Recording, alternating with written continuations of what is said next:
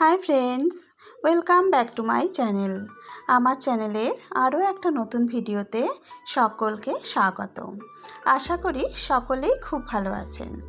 আমার পরিবারের সদস্য হয়ে আমার পাশে থাকার জন্য প্লিজ আমার চ্যানেলটা সাবস্ক্রাইব করে বেল আইকনটা প্রেস করে নেবেন। আজ আমি তৈরি করব ধাবা স্টাইল আলু পানির মশালা। চলুন দেখে নিই আমার আজকের এই রেসিপিটা আমি কিভাবে তৈরি করব। প্রথমেই গ্যাসে একটা কড়া গরম বসিয়ে তাতে দিয়ে দিয়েছি 3-4 টেবিল চামচ সাদা তেল।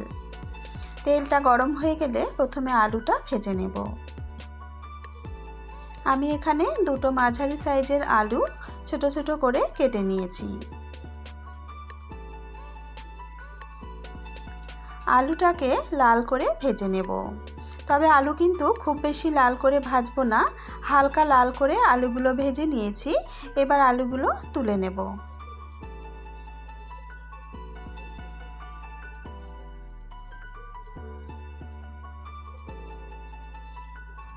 এই তেলেই পনিরগুলো ভেজে নেব। আমি 200 গ্রাম পনির আলুর মতন ছোট ছোট টুকরো করে কেটে নিয়েছি।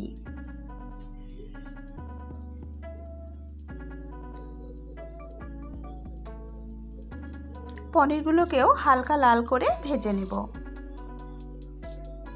পনির কিন্তু খুব বেশি লাল করে ভাজবেন না, বেশি ভাজলে পনির কিন্তু শক্ত হয়ে যায়, খেতে খুব বেশি ভালো লাগে না। দেখুন এই রকম হালকা লাল করে ভেজে নিয়েছি, পনিরগুলো তুলে নিচ্ছি। এবার এই তেলের মধ্যে ফোড়নের জন্য দিয়ে দেব গোটা গরম মশলা। গোটা গরম মশলার মধ্যে দিয়ে দিয়েছি ছোটো এলাচ, দারচিনি, লবঙ্গ, আর দিয়ে দিলাম হাফ চা চামচ গোটা জিরে। ফোড়নগুলো একটু নাড়াচাড়া করে ভেজে নেব। ফোড়নগুলো হালকা লাল করে ভেজে নিয়েছি। ফোড়ন থেকে একটা সুন্দর গন্ধ বেরোতে শুরু করলে এর মধ্যে দিয়ে দিতে হবে পেঁয়াজ কুচি। আমি 4টে মাঝারি সাইজের পেঁয়াজ মিহি করে কুচিয়ে নিয়েছি। পেঁয়াজটাকে হালকা লাল করে ভেজে নেব।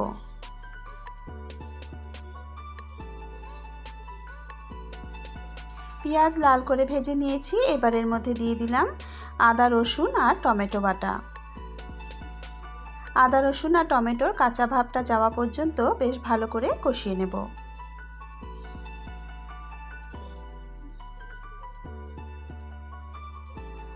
আদা, রসুন আর টমেটো দিয়ে ভালো করে কষিয়ে নিয়েছি। এর ভেতরকার জলজলে ভাবটা কিন্তু একদম চলে গেছে।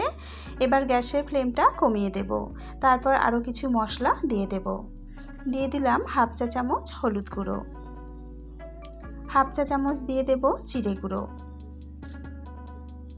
হাফ চা চামচ দিয়ে দিলাম ধনে গুঁড়ো, হাফ চা চামচ লঙ্কার গুঁড়ো, দিয়ে দেব স্বাদ মতো নুন, 1 চা চামচ কাসুরি মেথি হাতে ঘষে দিয়ে দিলাম।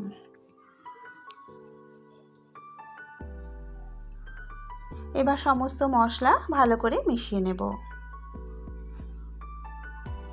মশলাগুলো ভালো করে মিশিয়ে নিয়েছি। মশলা কষানোর জন্য অল্প জল দিয়ে দিলাম। আমি মিক্সারের বাটিটা ধুয়ে অল্প জল দিয়ে দিলাম। এবার মশলাটা ভালো করে কষিয়ে নেব।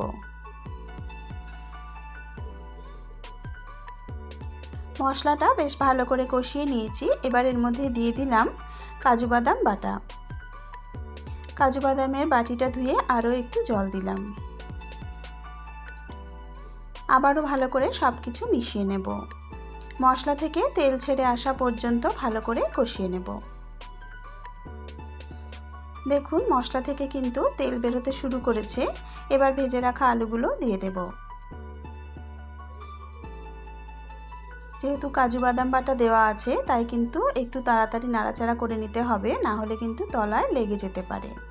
আলু দিয়ে একটু ভালো করে কষিয়ে নেব।